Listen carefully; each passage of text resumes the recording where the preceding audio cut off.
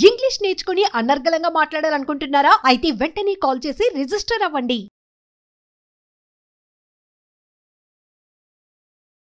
నాకు రీసెంట్ గా మ్యారేజ్ అయింది మేడం. నా భర్త కూడా చాలా బాగా చూసుకుంటాడు. కానీ కొన్ని రోజుల నుంచి గొడవలు అవుతున్నాయి మేడం మా ఇద్దరి మధ్యన. బాగా చూసుకుంటున్నాడు అంటున్నావు, మళ్ళా గొడవలు అంటావేంటి? దేనికి అవుతున్నాయి అమ్మా గొడవలు? అంటే రీసెంట్ గా అంటే నాకు ఎక్స్ బాయ్ ఫ్రెండ్ ఉండేది మేడం. అమీర్పేట వచ్చి కోచింగ్ తీసుకున్నాను మేడం. ఇన్స్టిట్యూట్కి వెళ్ళాను. ఇన్స్టిట్యూట్ లో పరిచయం అయ్యాడు మేడం. 1 year 2 years తిరిగాము. కానీ ఇంట్రెస్ట్ లేదని చెప్పా మేడం ఫస్ట్ మ్యారేజ్ చేసుకోవడం. ఇంతలోకి అమ్మ వాళ్ళు మంచి సంబంధం ఐటీ జాబ్ అని మ్యారేజ్ చేశారు మేడం. ఈ ఆయన నీకేంటి నిన్ను ఎందుకు బాధ పెడుతున్నాడు? ఇన్నాళ్ళు లేని 9 నెలలు ఫోటో చూసి మేడం, అంటే ఫోటో ఇట్లా బుక్ చేసుకునే దాంట్లో ఎడిటింగ్ చేసి పెట్టారు మేడం. నువ్వు ఇట్లాంటి దాన్ని వచ్చి నీ క్యారెక్టర్ ఇదా అని బజార్ క్యారెక్టర్ నిజంగా అదేనా? పెళ్లికి ముందు వ్యభిచార వృత్తి చేసేది అనేటటువంటి ఆలోచన అతనికి కలగడానికి ఆ ఫోటో ఎవరైతే బుకింగ్ చేసుకుంటారో ఆ బుకింగ్ వాళ్ళ ద్వారా ఆ ఫోటో ఇతనికి రావడం. తన అభిప్రాయాన్ని ఏ విధంగా చెప్తుందంటే, నేను ముందే చెప్పాను పెళ్లి చేసుకోనని చెప్పాను, కానీ 2 సంవత్సరాలు అతనితో తిరిగాను. ఏంటి what message you want to give సమాజానికి? ప్రేయస్ లాగా చూసాడా లేకపోతే ఇంకోలా చూసాడంటే నువ్వు అన్నిటికీ తలకాయ చెప్తున్నావు. ప్రేయస్ లాగా చూసిన తర్వాత అంటే పెళ్లి చేసుకోమా? ప్రేయస్కి అంటే అర్థం ఏంటి? ఏమనుకుంటున్నారు మీ ఆడపిల్లలు అసలు? ఇంకా మళ్ళీ ఈ అబ్బాయినేమో వదిలేసావా? తిరిగిన రోజులు తిరిగి మళ్ళీ ఇంకో అబ్బాయిని పెళ్లి చేసుకున్నా అంటే ఏం మాట్లాడుతున్నావు అమ్మా నువ్వు? విక్రమ్కి ఫోన్ చేశా మేడం, ఈ ఫోటో నీతో ఉన్నప్పుడే దిగా కదా, నువ్వే పెట్టావా అంటే నేనే పెట్టాను. హలో పూజ. విక్రమ్ ఫోన్ ఎందుకు లిఫ్ట్ చేయట్లేదు పూజ? నువ్వు అసలుకి ఎందుకు చేయాలి విక్రమ్? పూజ నీకు నేను ఎందుకు చేయాలి విక్రమ్? నా లైఫ్ అంతా ఆగం చేసావు కదా. కానీ నాకు నువ్వు కావాలి, నువ్వు ఎలాగే నాకు నువ్వు కావాలనేసే కదా నేను అనిపిస్తుంది. అయితే మ్యారేజ్ అయ్యాక ఎట్లా మెసేజ్ చేస్తావు? పెళ్లి చేసుకునే చెప్పాను నాకు నువ్వు కావాలి పూజ, నీకోసం ఏదైనా చేస్తాను, నాకు నువ్వు కావాలి. నువ్వు పెళ్లి చేసుకున్నా కావాలి, అవసరమైతే మీ హస్బెండ్ తో మాట్లాడాలైనా మాట్లాడతా, అవసరం మీ హస్బెండ్ ఏదైనా చేయమన్నా నేను చేస్తాను. కాదమ్మా విక్రమ్, వాళ్ళ హస్బెండ్ కి ఫొటోస్ పంపించింది మీరేనా? నేనే పంపించాను మేడం. ఎందుకని? దేనికోసం పంపించావు? నాకు అమ్మాయి కావాలి మేడం. నాకు అమ్మాయి కావాలంటే అమ్మాయి కోసం నేను ఏదైనా చేస్తాను మేడం. నాకు అమ్మాయి కావాలనేసి నేను చేశాను కదా. అదేమన్నా బొమ్మ? కాదు కాదమ్మా, అదేమన్నా బొమ్మ? నా బొమ్మ నాకే కావాలి, నేను చెప్పినట్టు వినాలి అంటే ఎట్లాగమ్మా? మీకు అసలు ఎవరు సరిగ్గా చెప్పేవాళ్ళు లేక ఇలా ప్రవర్తిస్తున్నారు. నువ్వు చదువుకోవాల్సిన టైంలోని నువ్వేం పెద్ద కోటీశ్వరుడువా? రేపు ఆ అమ్మాయి 4 కేసులు నీ మీద వేస్తే ఆ కేసులను ఎలా పోరాడతావు? కోర్టుల చుట్టూ తిరిగి నీ జీవితాన్ని పాడు చేసుకుంటావా? క్రిమినల్ కేసెస్ వేయించుకొని జైలుకు పోతావా? లేకపోతే నీ జీవితాన్ని సరిదిద్దుకుంటావా? బంగారు భవిష్యత్తును చూస్తావా? నువ్వే నిర్ణయించుకోవాలి. లోకలంకారీ సమర్పించు లీగల్ అడ్వైస్ కార్యక్రమానికి స్వాగతం. నాతో పాటుగా అడ్వకేట్ వెంకటేశ్వరి గారు, అలానే మోటివేషనల్ స్పీకర్, ఫ్యామిలీ కౌన్సిలర్ కల్పవల్లి గారు ఉన్నారు. నమస్తే అమ్మ ఇద్దరికి. నమస్తే అమ్మ. పూజ అనే ఒక అమ్మాయి మన స్టూడియోకి వచ్చింది. పెళ్లి కాకముందు తెలిసి తెలియని తనంలో చేసిన ఒక తప్పు ఇప్పుడు అమ్మాయికి పెళ్ళి అయిపోయింది, దాన్ని వెంటాడుతోంది. నేను తెలియక చేసిన తప్పు వల్ల నేను ఇప్పుడు పెళ్ళి అయిపోయిన తర్వాత కూడా నేను వెనక్కి వెళ్ళలేకపోతున్నా, ముందుకు రాలేకపోతున్నాను. నిజం చెప్పాలంటే నాకు తనువు చాలించటమే శరణ్యం అన్నట్లుగా మాట్లాడుతూ మన స్టూడియో దాకా వచ్చిందమ్మా. అమ్మ చెప్పు, అసలు నీ సమస్య ఏంటి? మేడం వాళ్ళు ఇద్దరు ఉన్నారు, ఒకసారి మాట్లాడు. నమస్తే మేడం. చెప్పమ్మా. నా పేరు పూజ, నేను నల్గొండ నుంచి వచ్చాను. నాకు రీసెంట్ గా మ్యారేజ్ అయింది మేడం. నా భర్త కూడా చాలా బాగా చూసుకుంటాడు. కానీ కొన్ని రోజుల నుంచి గొడవలు అవుతున్నాయి మేడం మా ఇద్దరి మధ్యన. బాగా చూసుకుంటున్నాడు అంటున్నావు, మళ్ళా గొడవలు అంటావేంటి? దేనికి అవుతున్నాయి అమ్మా గొడవలు? అంటే నాకు ఎక్స్ బాయ్ ఫ్రెండ్ ఉండేది మేడం. బాయ్ ఫ్రెండ్ అంటే ఇన్స్టిట్యూట్ లో పరిచయం మేడం. అమీర్పేట వచ్చి బీటెక్ అయిపోయింది మేడం నాది. ఓకే, చాలా మంది పరిచయం ఉంటారు కదా, మాట్లాడేది పెద్ద తప్పేం కాదు. అమీర్పేట వచ్చి కోచింగ్ తీసుకున్నాను మేడం. ఇన్స్టిట్యూట్ కి వెళ్ళాను. ఇన్స్టిట్యూట్ లో పరిచయం అయ్యాడు మేడం. ఓకే, 1 year 2 years తిరిగాము. కానీ ఇంట్రెస్ట్ లేదని చెప్పా మేడం ఫస్ట్ మ్యారేజ్ చేసుకోవడం. ఇంతలోకి అమ్మ వాళ్ళు మంచి సంబంధం ఐటీ జాబ్ అని మ్యారేజ్ చేశారు మేడం. అది మ్యారేజ్ చేశాక 3 months 4 months బాగా హ్యాపీగా ఉన్నా మేడం నేను నా హస్బెండ్. కానీ ఇంతలోకి తను ఒకటే మెసేజ్లు ఫోన్లు చేస్తున్నాడు మేడం. నా ఎక్స్ బాయ్ ఫ్రెండ్ నాకు నువ్వు కావాలి, నువ్వు లేకపోతే నేను బతకలేను, చచ్చిపోతా అని టార్చర్ చేస్తున్నాడు మేడం. ఇటు పేరెంట్స్ కు చెప్పుకోలేను, ఇటు హస్బెండ్ కు చెప్పుకోలేక నాలో నేను నలిగిపోయాను మేడం చాలా. మీరే ఏదో ఒక న్యాయం చేస్తారని వచ్చాను మేడం. ఎందుకు టార్చర్? ఏ విధంగా అంటే అతనికి మీ హస్బెండ్ కి తెలిసిపోయిందా? తెలిసిపోయింది మేడం. మా హస్బెండ్ వాళ్ళ ఫ్రెండ్స్ కి ఫొటోస్ అంటే పంపించాడు మేడం. నా ఎక్స్ బాయ్ ఫ్రెండ్. అంటే ఇట్లా గర్ల్స్ ని బుక్ చేసుకుంటారు మేడం. అలా ఆ విధంగా పంపించి మా హస్బెండ్ వచ్చి నువ్వు ఇలాంటి దానివి అలాంటి దానివి ఒక బజార్ దాని లాగా ట్రీట్ చేసింది మేడం. నా ఎక్స్ బాయ్ ఫ్రెండ్ అసలు మామూలు టార్చర్ కాదు మేడం. అది అసలు ఇటు పేరెంట్స్ చెప్పుకోలేను, ఇటు ఎవరికి చెప్పుకోలేక నాలో నేను నలిగి. ఆ ఫోటో అతనే పంపించాడని నీకు ఎట్లా తెలుసమ్మా? అంటే ఫస్ట్ కోచింగ్ తీసుకునేటప్పుడు దిగాం మేడం. ఆ ఫోటో చూస్తే నువ్వు గుర్తుపట్టావా? ఫోటో మా హస్బెండ్ కి ఎలా వచ్చింది, నువ్వు పంపించావా అని అడిగావా? అంటే దిగింది నేనే మేడం, తెలుసు నాకు. ఇన్స్టిట్యూట్ లో దిగాం మేడం కలిసి. అది ఇట్లా పెట్టేసిండు. మా హస్బెండ్ వచ్చి ఇది నువ్వేనా అని అడిగాడు మేడం. అడిగి నేనే అన్నాను మేడం. నిన్ను బాగా చూసుకుంటున్నాడా నువ్వే అన్నావు. అవును. ఇప్పుడు ఎక్కడి నుంచో ఒక ఫోటో తీసుకొని వచ్చి అది ఎవరైనా మార్ఫింగ్ చేసి ఉండొచ్చు కదా. నువ్వెందుకు వెంటనే మా బాయ్ ఫ్రెండ్ తీసాడని నువ్వు ఎందుకు చెప్పావు? మరి చెప్పేసావు ఆ మాట కూడా? చూస్తుంటే అలా చెప్పావని అని చెప్పలేదు మేడం. అతనే అన్నాడు, చీ నువ్వు ఇట్లాంటి దానివి అట్లాంటి దానివి, నాకు వద్దు, నాకు విడాకులు కావాలని. దేనికి వద్దు? ఫోటోకే వద్దు అంటే అమ్మా ఫోటోకే వద్దు. ఏం చేశాడు అనుకుంటున్నాడు? ఫోటోలోని నువ్వు నేను ఒక్కదాన్నే ఉన్నాను మేడం. మరి ఒక్కదానివే ఉన్న ఫోటోని ఎందుకు చూసి ఎందుకు ఆయన అనుమానపడుతున్నాడు? అంటే అవి అంటే బాయ్స్ ఉంటారు ఇట్లా బుక్ చేసుకుంటారు కదా అమ్మాయిల్ని, అందులో అట్లా సెట్ చేశాడు మేడం నా ఫోటోని. లేకపోతే ఉత్తిగా అయితే అదే ఒక ఫోటోకే నాకు అదే అది కన్ఫ్యూజన్ గా ఉంది. చెప్పిందమ్మా, చెప్తోంది తను పాపం చెప్పలేకపోతుంది మన అందరం ముందు. నిజమే కదా, ఒక ఆడపిల్ల. ఇప్పుడు నాకు ఆ అమ్మాయిని ఒక సెకండ్ ఆగమ్మ తల్లి కొంచెం జయతో మాట్లాడతా, నాకే బాధ వస్తుంది. ఇక నువ్వేం చెప్తావు? నీ కళ్ళల్లో నీళ్ళు వస్తుంటే నాకు కూడా నీళ్ళు వస్తున్నాయి. అవునమ్మా. ఇప్పుడు ఆడపిల్లల్ని ఆ పదం వాడలేకపోతున్నాం, ఆ పదం మన నోటితోటి ఉపయోగించలేకపోతున్నాం. సో ఇక్కడ ఏంటంటే భర్తకి ఈమెకి మొదట ఒక ప్రేమికుడు ఉన్నాడు అన్న విషయం తెలియకపోవడం ఒక అదృష్టం. ప్రధానమైనటువంటి అంశం ఇక్కడ ఏంటంటే ఈ అమ్మాయి పెళ్లికి ముందు వ్యభిచార వృత్తి చేసేది అనేటటువంటి ఆలోచన అతను కలగడానికి ఆ ఫోటో ఎవరైతే బుకింగ్ చేసుకుంటారో ఆ బుకింగ్ వాళ్ళ ద్వారా ఆ ఫోటో ఇతనికి రావడం. అంటే ఆ వ్యవస్థ నుంచి ఆ ఫోటో వచ్చేసరికి నిజంగా చెప్పాలంటే ఏ వ్యక్తి అయినా కానివ్వండి అసలు నిలువెత్తున కూలిపోతాడు అని చెప్పొచ్చు. నిజానికి భర్త స్థానంలో ఉన్నటువంటి వాడు ఒక గౌరవప్రదమైనటువంటి కుటుంబం నుంచి ఒక అమ్మాయిని, చదువుకున్న అమ్మాయిని పెళ్లి చేసుకున్నాను అనే ఆలోచనలో ఉండి ఒక మంచివాడు భార్యను బాగా చూసుకుంటున్నటువంటి అబ్బాయి నా భార్య ఇటువంటి వృత్తి చేసేది అనేటువంటి విషయం అతను నోటీసుకు కానీ వస్తే ఎవ్వరూ సహించరు, భరించరు. నిజం చెప్పాలంటే బ్రతకడం కూడా చాలా ఆలోచించదగినటువంటి విషయం. ఇప్పుడు మన ముందు ఒక అమ్మాయి ఉంది కదా, చాలా అమాయకంగా ఉంది, చాలా అమాయకురాలు అనేటటువంటి కొన్ని కేసుల్లోని ఇటువంటి ఆలోచన విధానాన్ని మనం పక్కన పెట్టుకోవాలి. ఎందుకంటే అమ్మాయిలు అమాయకత్వం పక్కన పెడితే వాళ్ళు చేసుకునేటటువంటి చర్యలు, వాళ్ళు చేసేటటువంటి పనులు వాళ్ళ భవిష్యత్తుని ఏ విధంగా నాశనం చేస్తాయి అన్న విషయాన్ని చూస్తున్నటువంటి ప్రేక్షకులకు కూడా తెలియజేయాలి. అంటే ఎందుకంటే అమ్మాయి మాట్లాడేటప్పుడు అమ్మాయి కళ్ళల్లో నీళ్లు వచ్చి ఉండొచ్చుగాక, కానీ ఎంత సింపుల్గా అంటే సాఫ్ట్గానే సౌమ్యంగానే ఆ అమ్మాయి ఎంత తన అభిప్రాయాన్ని ఏ విధంగా చెప్తుందంటే, నేను ముందే చెప్పాను పెళ్లి చేసుకోనని చెప్పాను, కానీ 2 సంవత్సరాలు అతనితో తిరిగాను. ఏంటి what message you want to give సమాజానికి? నిన్ను చదువుకోవడానికి పంపించారు, చదువుకోవడం నీ పని, తోటి విద్యార్థులతో నువ్వు మాట్లాడావా, అక్కడికి మనం ఏం అనడానికి లేదు. కానీ 2 సంవత్సరాలు నేను తిరిగాను, నువ్వు తిరిగావు కాబట్టి ఈరోజు ఇక్కడ కూర్చోవలసినటువంటి పరిస్థితి వచ్చింది. ఇదే పరిస్థితి ఏ అమ్మాయికైనా జరుగుతుంది అన్న విషయాన్ని అమ్మాయిలు తెలుసుకోవాలి. వాళ్ళు చదువుకునే టైంలోని వాళ్ళు చదువుకోవాలి, ఒక పద్ధతిలో ఉండాలి, సమాజం ఆమోదించే రీతిలో ఉండాలి తప్పితే లిమిటేషన్స్ దాటితే ఇటువంటి సమస్యలను ఎదుర్కోవాల్సి వస్తుంది. ప్రతిదానికి ఒక పరిమితి, ఒక గీత ఉండాలి.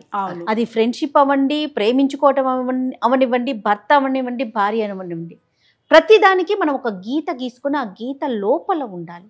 ఆ గీత దాటితే ఆ రిలేషన్ అనేది దెబ్బతింటదేమో అనేది నా అభిప్రాయం. అది సో పూజ ఎక్కడ ఉందో చూద్దాం. గీత లోపల ఉందా, గీత దాటిందా పెళ్లికి ముందు?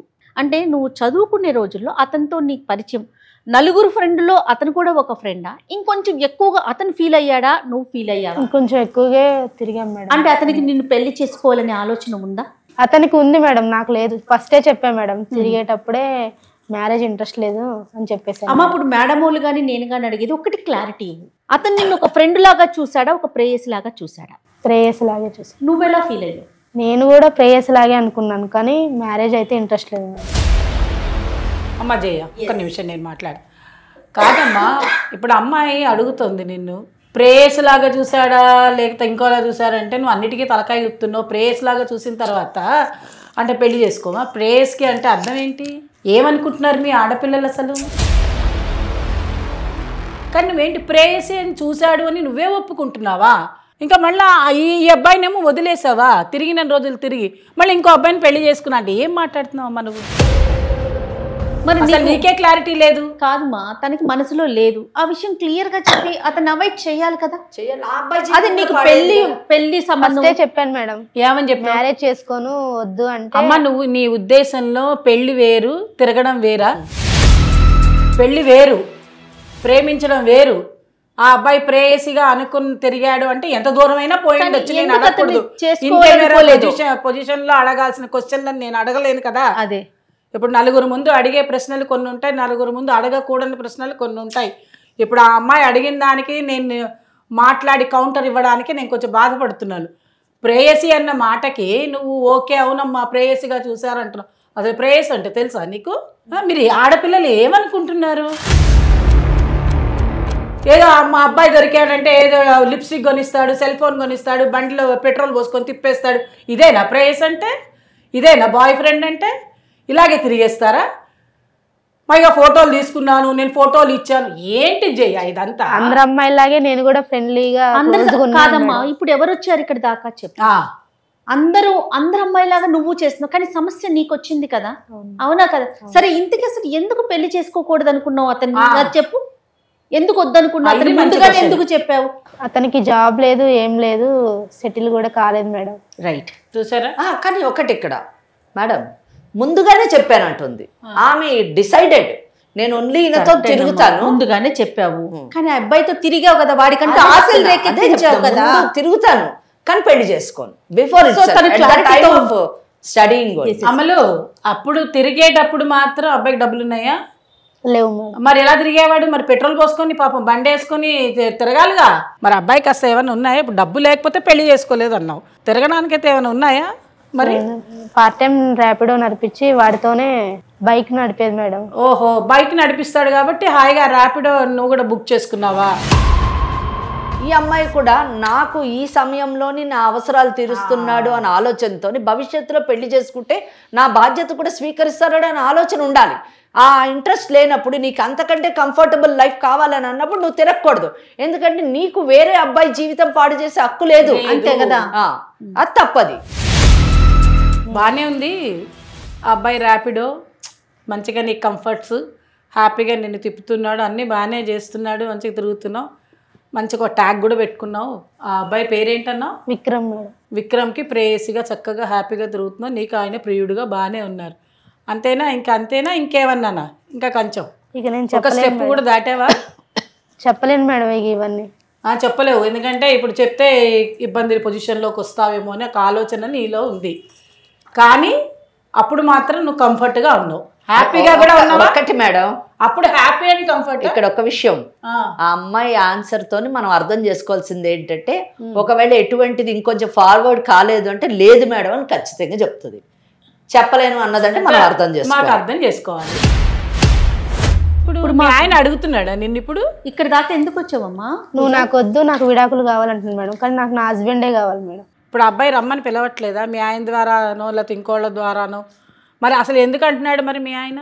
మీ ఆయన నీకేంటి నిన్ను ఎందుకు బాధ పెడుతున్నాడు? ఇన్నాళ్ళు లేని 9 నెలలు ఫోటో చూసి మేడం, అంటే ఫోటో ఇట్లా బుక్ చేసుకునే దాంట్లో ఎడిటింగ్ చేసి పెట్టారు మేడం. నువ్వు ఇట్లాంటి దాన్ని వచ్చి నీ క్యారెక్టర్ ఇదా అని బజార్. క్యారెక్టర్ నిజంగా అదేనా? కాదు మేడం, కాదు. ఇప్పుడు మీ ఆయన నిన్ను నాకు అక్కర్లేదు, నీ క్యారెక్టర్ని, నీ క్యారెక్టర్ అసాసినేట్ చేస్తున్నాడు అనే ఒక ఫీలింగ్లో నువ్వు మా దాకా వచ్చావు. సరిపోయింది. అసలు ఖచ్చితమైన పచ్చి నిజం ఏమిటో మాకు కావాలి. మొట్టమొదటిగా నిజాలు లేకుండా ఇద్దరం చెప్పలేము, అమ్మ చెప్పలేదు, నేను చెప్పలేను. కాబట్టి ఇప్పుడు నిజంగా నీవు అతనితోటి ఓ 2 ఏళ్ళో 3 ఏళ్ళో మీరిద్దరు కలిసి తిరిగినప్పుడు నువ్వు ఫోటోలు ఇంకా ఏమేం చేసావో అవన్నీ నీ మనసుకి కరెక్ట్ అనిపిస్తున్నాయా మీ ఆయన నిన్ను అడుగుతుంటే? మొట్టమొదటి ప్రశ్న. రెండవ ప్రశ్న ఏంటంటే, ఈ ఫోటో నిజంగానే ఆ బుకింగ్ చేసుకునే వాళ్ళ దగ్గరికి విక్రమే ఇచ్చాడా, లేదంటే మరెవరి ద్వారా అయినా పోయి మార్ఫింగ్ జరిగిందనే మాట నువ్వు అంటున్నావు కాబట్టి అలాంటివి ఏదైనా జరిగాయా? మూడవది ఏంటి అని అంటే ఇవన్నిట్లో ఎంతవరకు నిజం ఉంది, నీకు నీ భర్తే కావాలి, నాకు మళ్ళా విక్రమ్ అక్కర్లేదు అనే మాటకి నువ్వు ఎందుకు కంక్లూజన్కి వస్తున్నావు కూడా నాకు నీ మనసులో మాట కావాలి. విక్రమ్కి ఫోన్ చేశా మేడం, ఈ ఫోటో నీతో ఉన్నప్పుడే దిగా కదా, నువ్వే పెట్టావా అంటే నేనే పెట్టాను. అంటే విక్రమే చేశాడు. ఎందుకు చేశాడంటావు? నేను దక్కలేదు కదా మేడం. దక్కలేదు ఇప్పుడు అంటే అట్లా పెడితే దక్కుతావా నువ్వు? అదేలా అంటే నా హస్బెండ్ ముందు నేను బ్యాడ్ అవుతా కదా మేడం. హస్బెండ్ బ్యాడ్ అయిపోతే ఎట్లా ఇచ్చేస్తే మళ్ళీ వస్తుంది. అంటే డైవర్స్ ఆయన ఇస్తే అప్పుడు మళ్ళీ నిన్ను పెళ్లి చేసుకుంటాడట. అవును మేడం. ఎవరికి చెప్పాడు? నాకే చెప్పాడు. నువ్వు ఎప్పుడు ఫోన్ చేసావు మరి? ఆ రోజు ఫోటో అంటే మా హస్బెండ్ చూపించాక కాల్ చేశాను మేడం. అంటే మీ హస్బెండ్ ముందే కాల్ చేసావా? కాదు మేడం, పర్సనల్ గా చేశాను. పర్సనల్ గా కాల్ చేసావు కానీ మీ హస్బెండ్కి ఏం తెలియదు? అసలు విక్రమ్ విషయమే తెలీదా మీ హస్బెండ్? తెలియదు మేడం. అదృష్టం. నాకు నా భర్తే కావాలి మేడం, ఎందుకంటే అతను చాలా బాగా చూసుకుంటున్నాడు. ఇప్పుడు విడాకులు కావాలి, నువ్వు నాకు వద్దు అంటున్నాడు మేడం. ఆయన దృష్టిలో నేను బ్యాడ్ అయిపోయినా. నేను 2 సంవత్సరాలు తిరిగాను, పెళ్లి మాత్రం చేసుకోవద్దు అనుకున్నాను అని చెప్పేసి ఈ అమ్మాయి చెప్పడము, దానివలన దాని యొక్క ప్రభావం ఆ పిల్లోడి మీద అంటే ఎవరు విక్రమ్ మీద పడ్డము, అతని జీవితం తప్పకుండా ఒక మానసిక శోభకు లోనై తప్పకుండా పిల్లోడు చాలా అస్తవ్యస్తం అయ్యి ఉండొచ్చు తప్పకుండా. అంటే ఎంత ఫ్రస్ట్రేట్ అయితే ఆ పిల్లోడు తన ఆఖరికి చేసుకున్నటువంటి పెళ్లిని కూడా చిందరవందర చేసి దాన్ని పాడు చేసి మళ్ళీ తను ఆ ప్రేయసిని దక్కించుకోవాలి అనే ఆలోచన కలగడం మనం నిజంగా కొంచెం ఆలోచించదగిన విషయం. కానీ ఇక్కడ ఈ అమ్మాయి సెకండ్ ఫేజ్ వచ్చేసరికి చేసుకున్నటువంటి పెళ్ళినే కాపాడుకోవాలి. ఫస్ట్ ఫేజ్లో షీఈస్ నాట్, అక్కడ ఆమె ఏమాత్రం కూడా నీతివంతంగా లేదు, ఆమె ఎక్కడ కూడా మారల్ వాల్యూస్ని పాటించలేదు, ఎక్కడ కూడా ఆమె కమిట్మెంట్ లేదు, అల్లాటప్పాగా చిందరవందరగా ఏదో ఆ లైట్గా లైఫ్ని తీసుకుంది. కానీ ఎప్పుడైతే పెళ్లి చేసుకుందో తన భర్త యొక్క ప్రేమను చవి చూసిన తర్వాత అక్కడ బాధ్యతాయుతంగా మారి పెళ్ళి అనేటటువంటి ఇన్స్టిట్యూషన్ పట్ల రెస్పెక్టబుల్గా ఉండి నా భర్తని నేను కాపాడుకోవాలి, నా కుటుంబాన్ని నేను కాపాడుకోవాలి, నాకు పెళ్ళి అనేటటువంటి బంధాన్ని నేను కంటిన్యూ చేయాలి అని అనుకోవడం చాలా గొప్ప విషయం. సో ఇక్కడ తను ఈరోజు సుమన్ లీగల్ అడ్వైస్ కార్యక్రమానికి వచ్చి నా కుటుంబాన్ని పరిరక్షించండి, నా భర్త నాతో ఉండేటట్టు చూడండి, నా సంసారాన్ని చక్కబెట్టండి అని అడగడం చాలా హర్షణీయం. అయితే ఇక్కడ మనము ఆ పని చేసేటటువంటి అవకాశం కూడా మనకుంది. ఎందుకంటే ఆమెలోని ఈ మార్పు, ఆమెలోని ఈ యొక్క ఆలోచన మనం నిజంగా ప్రోత్సహించాలి, అభినందించాలి. ఎందుకంటే మనం సెట్ కూడా చేయగలం. ఎందుకు సెట్ చేయగలం అంటే ఇక్కడ అన్డౌటెడ్లీ పూజ యాజ్ వెల్ యాజ్ విక్రమ్ ఇద్దరు జీవితాల్లోని విక్రమ్ కూడా విక్టిమ్ అనే చెప్పాలి. గతంలోని చేసేటటువంటి చర్యల యొక్క ప్రభావం భవిష్యత్తు మీద ఎలా ఉంటుందని భావి తరాల వారికి చెప్పగలం. ఇక్కడ ఇది చేయడానికి మనకు అవకాశం ఏంటంటే లక్కీలీ ఈ కేసులోని భర్తకి వీళ్ళిద్దరూ ప్రేమికులన్న విషయం తెలియకపోవడం, భర్తకి కౌన్సిలింగ్ చేయడం ద్వారా అలాగే విక్రమ్తో మాట్లాడి నయానో భయాన్నో అతనిలోని మార్పును తీసుకొచ్చి తన భవిష్యత్తుని వేరే విధంగా సరిదిద్దుకోమని చెప్పేసి మనము చేయడానికి చేస్తే తప్పకుండా ఈ అమ్మాయి బాగుంటుంది, విక్రము కొత్త జీవితాన్ని ప్రారంభిస్తాడు, భర్త కూడా శాంతియుతంగా తన భార్యతో కాపురం చేసుకోగలడు. ఒకసారి ఫోన్ కాల్ తీసుకుంటానమ్మా. ఏమా నువ్వు చెప్పు, మీ హస్బెండ్ తో మాట్లాడదామా లేకపోతే విక్రమ్ తో మాట్లాడదాం? అతనికి ఏం చెప్పొద్దా? మీ హస్బెండ్ కి ఏమొద్దు? ఏమా మరి ఇప్పుడు ఏం చేద్దామంటారు? మరి ఒకసారి విక్రమ్ కాల్ చేయండి అవకాశం ఉంటే. విక్రమ్ తో మాట్లాడి దాన్ని బట్టి డిసైడ్ చేద్దాం. ఏమా చేద్దామంటే అంతే కదమ్మా? అంతే కదా. కాల్ చేయమ్మా. చేస్తాను.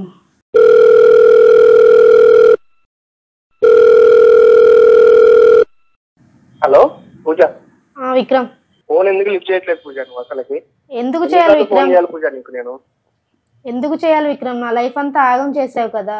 నేనేం ఆగం చేశాను పూజ నీ లైఫ్ ని? ఇప్పుడు లవ్ చేసుకొని తిరిగాము, బానే ఉంది, కనీసం నాకు చెప్పాలి కదా పూజ. నువ్వు నీకు ఫస్టే చెప్పాగా విక్రమ్, నాకు మ్యారేజ్ ఇంట్రెస్ట్ లేదని చెప్పా కదా. చెప్పావు పూజ, చెప్పలేదనట్లేదు, కానీ నాకు నువ్వు కావాలి, నువ్వు ఎలాగే నాకు నువ్వు కావాలనేసే కదా నేను అనిపిస్తుంది.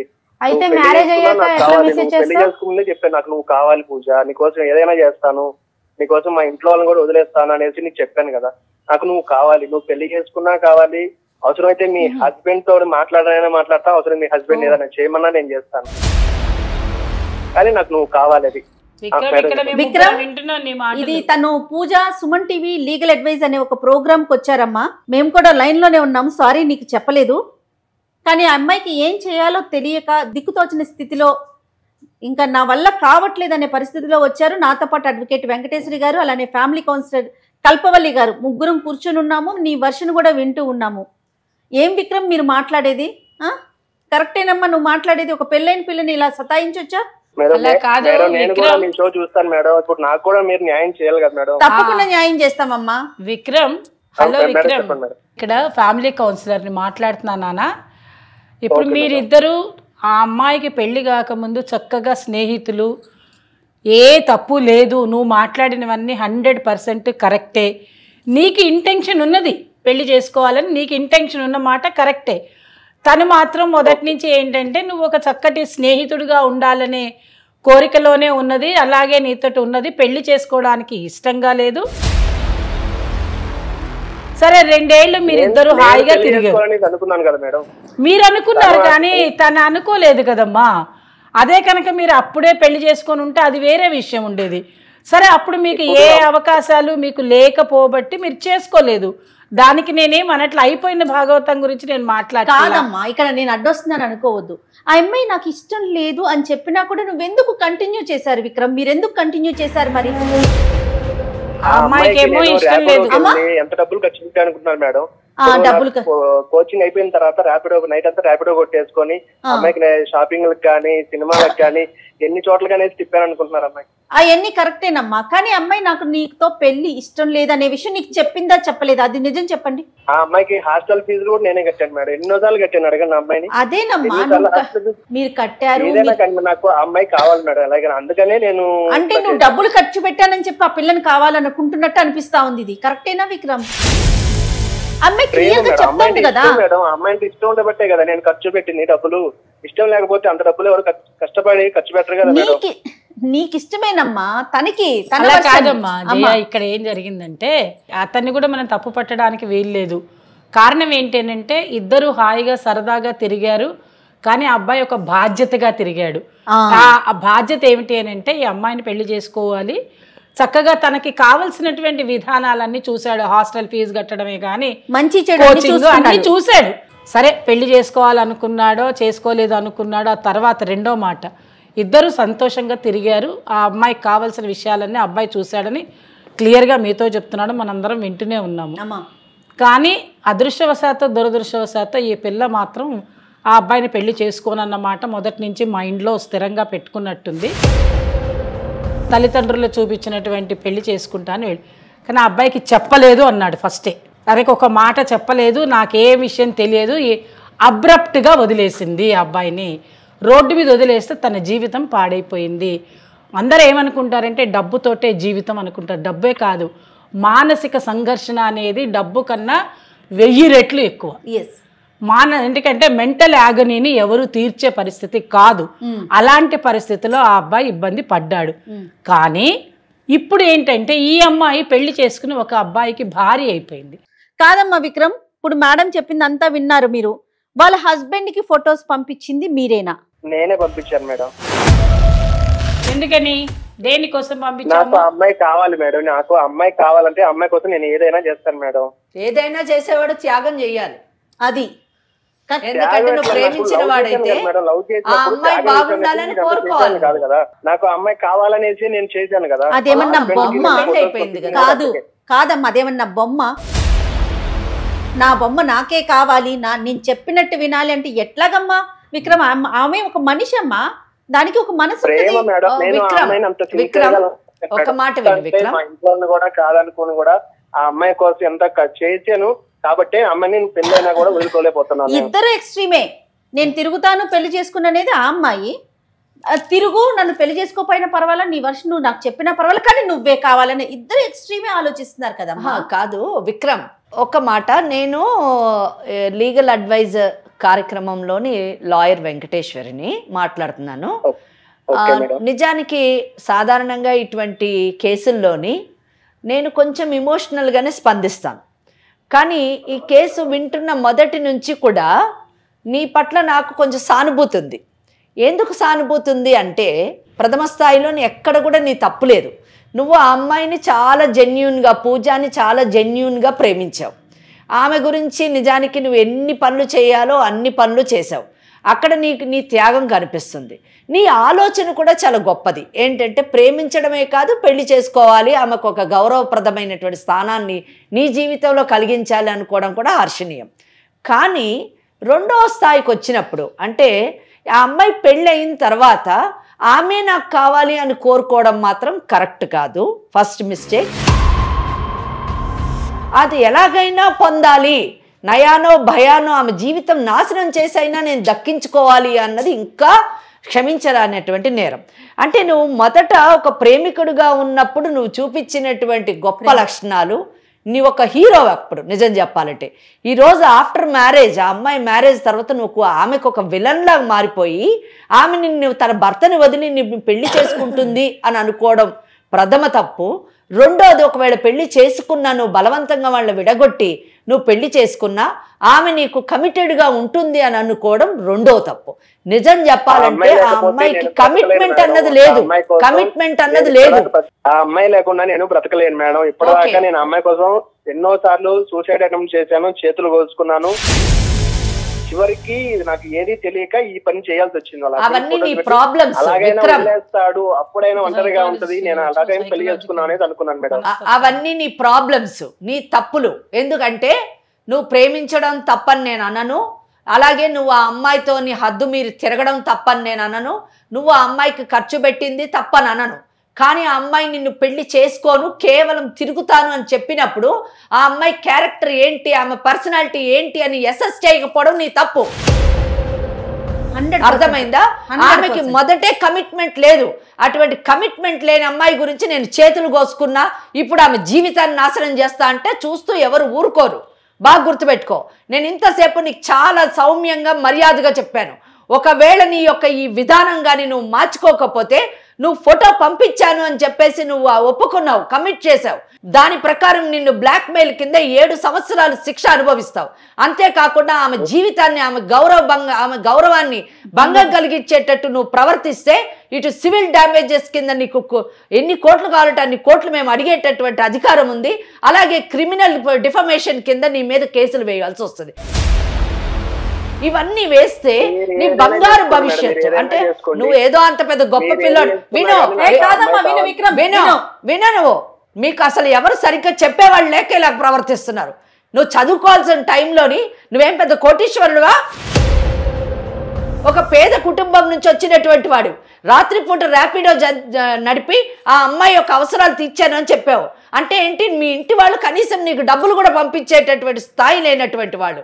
ఒక పేద కుటుంబం నుంచి వచ్చి నువ్వు చదువుకొని నీ కుటుంబానికి ఒక ఆసరాగా కావాల్సినటువంటి నువ్వు, ఒక కుటుంబం నుంచి వచ్చి తల్లిదండ్రుల పేరు నిలబెట్టి మంచిగా తన కాళ్ళ మీద ఆర్థికంగా నిలబడవలసినటువంటి పూజ ఈ పనులు చేయకుండా మీరు తప్పుడు పనులు చేసి ఈ రోజున మళ్ళీ ఇంకా మాట్లాడుతున్నావు ఆ అమ్మాయే కావాలని. ఎందుకయ్యా అమ్మాయి? నీకు వేరే పెళ్లి చేసుకో, మంచిగా సెటిల్ అవ్వు.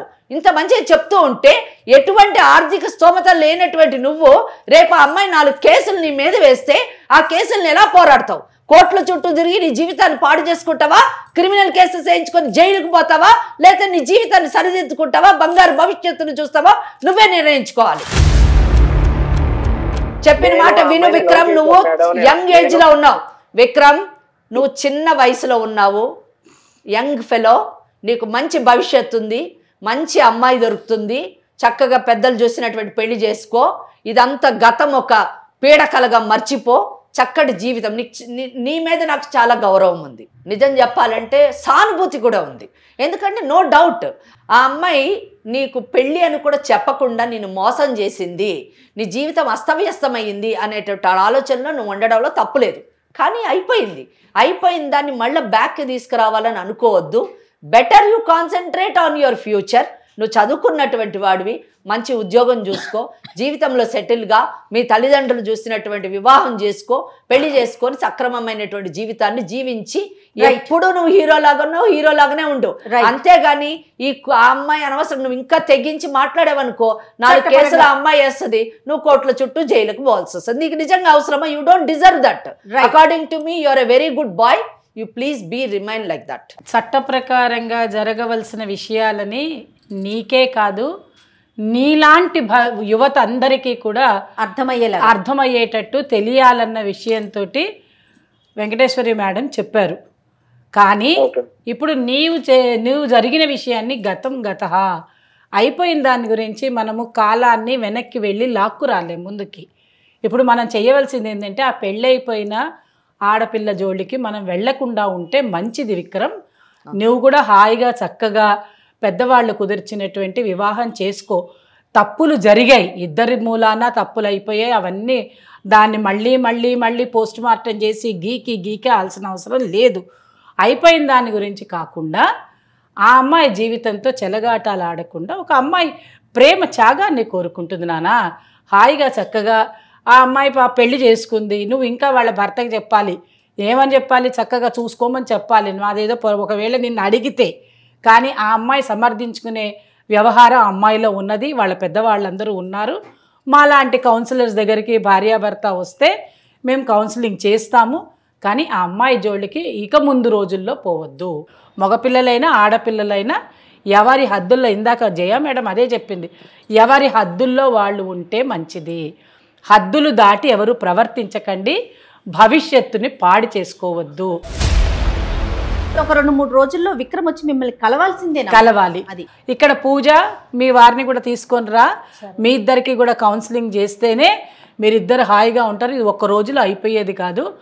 మనసులు అన్నీ చికాకు పడి ఉన్నాయి కాబట్టి ఆడపిల్లలైనా సరే మగపిల్లలైనా సరే ఎవరి హద్దుల్లో వాళ్ళు ఉండాలి. అంతే. నువ్వు చేసిన దానికి నువ్వు కాస్త ఎప్పుడు కూడా ఎలా ఉండాలంటే పశ్చాత్తాపం అనేది జీవితంలో ఉండాలి. రైట్. ఎనీహౌ విక్రమ్ విన్నాడు, ఆలోచిస్తున్నాడని నేను అనుకుంటున్నాను.